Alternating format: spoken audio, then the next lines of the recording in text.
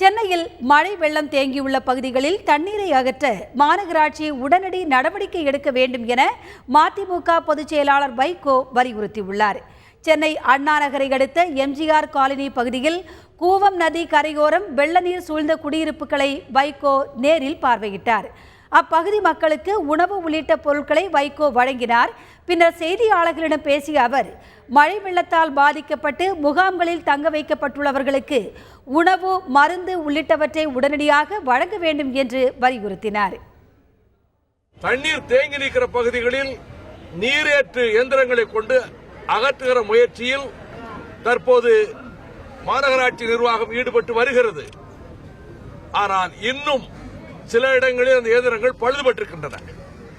எனவே உடனடியாக இன்றோ நாளையோ மேலும் ஒருவேளை மழை வந்துவிட்டால் தாங்கவே முடியாது.